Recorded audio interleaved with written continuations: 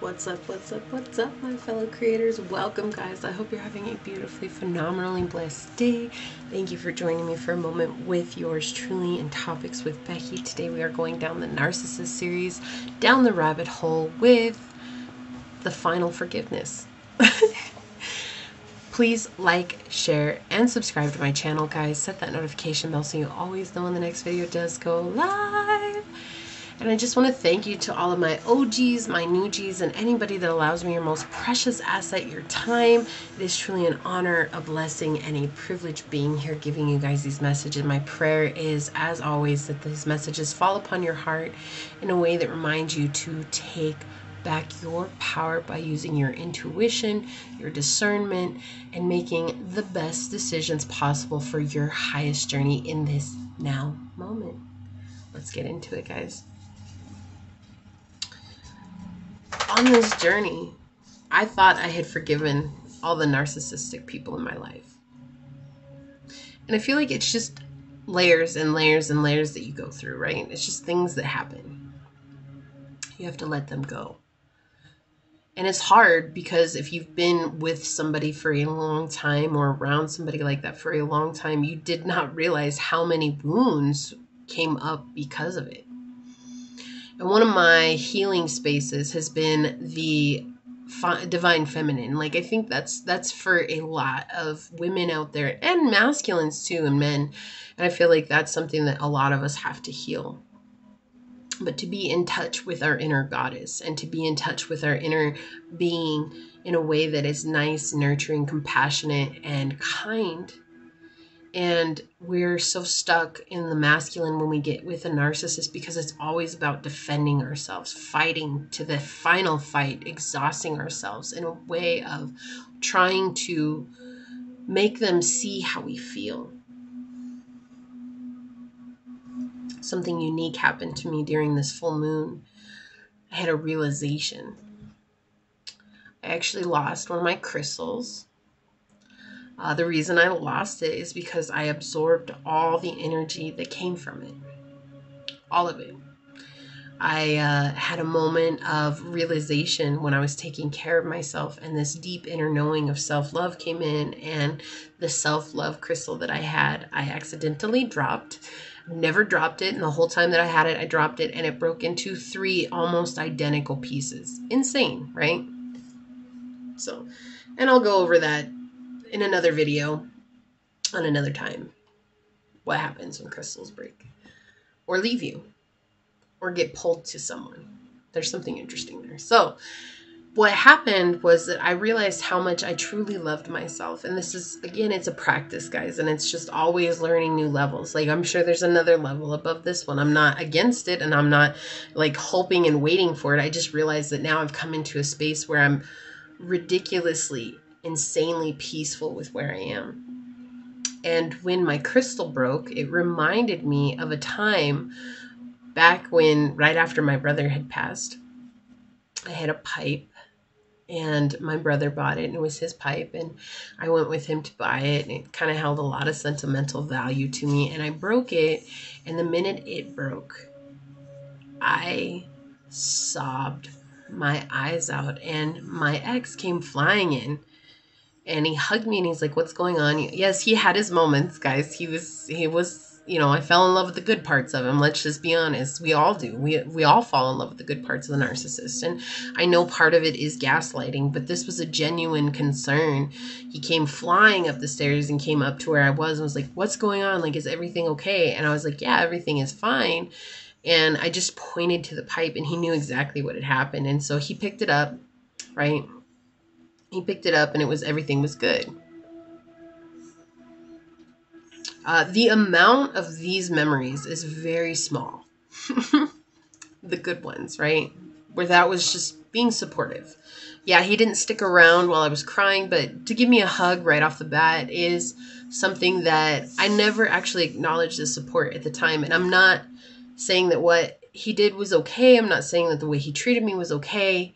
It just happened. It just happened that way. But what I realized that when I finally truly had come into a space of loving myself and understanding why my love crystal left me or broke, it didn't leave me, it broke, why it broke, was because I came into an understanding that everything that he did and everything that everybody else has done in my life led me to that moment, to see me.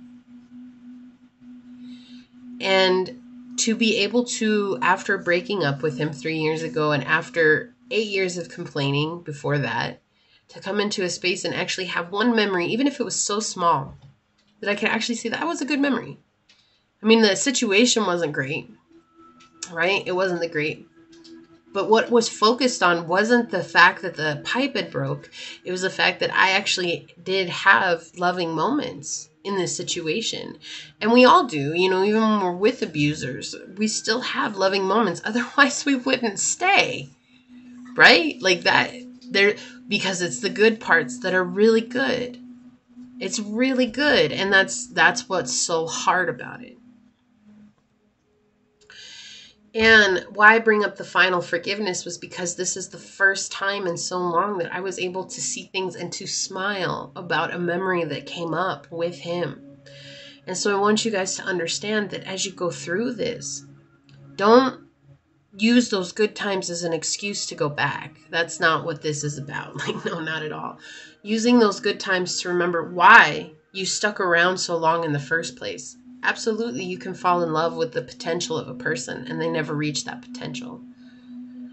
And that's a good way to start, and not beating yourself up because you did see some truth in this person. And I know people are like, no, that was just a facade. That was just a mask.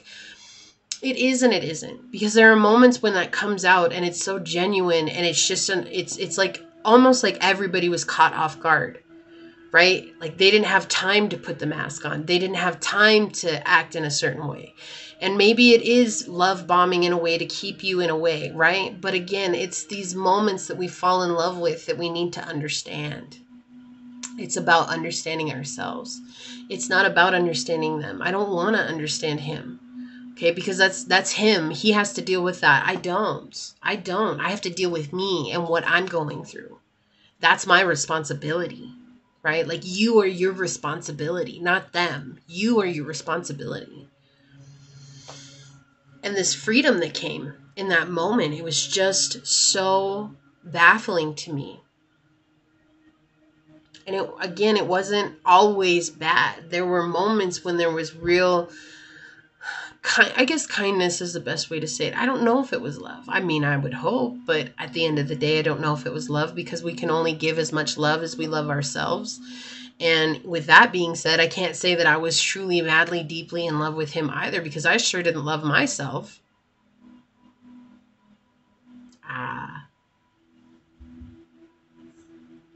Isn't that interesting? So here you are fighting for love, fighting for something to go your way, fighting for something to be. What is it? Giving excuses for the way that a person is because you've fallen in love with the good. What you see that's so good in them is what also resides in you. Why is this a narcissist video? Because the thing is that there is hope.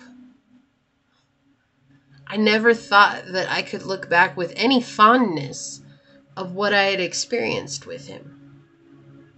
And in that moment, I was reminded that there were moments that I absolutely am fond of.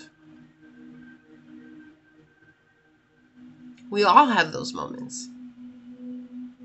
Again, if people didn't show us the kindness within them, even if we only got to experience that once, it's that made us stay, because we saw the potential of who they were.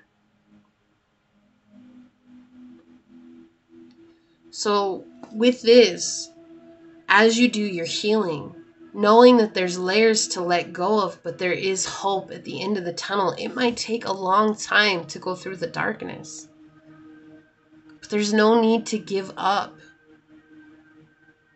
There is something so beautiful that you're coming to, and that is yourself. To finally say that I knew in my heart of hearts that I love myself. Not just to fake it until you make it, but there was this thing that switched inside of me that was like, I know I love myself now. Like, I see myself and I know I love myself. I even love the flaws about myself. The things I hated and judged before. It was like I saw with a whole new eye. I saw the beauty in him. I saw the uniqueness. I saw the art. And then because of that, I was able to truly forgive him for how he was with me. And then I forgave myself for how I allowed that to be for so long. And I think these are important topics to teach, because everybody's so focused on revenge, and it's not about revenge. We cannot have good without evil. We cannot have evil without good. So what do we find? We find balance. It's all about balance.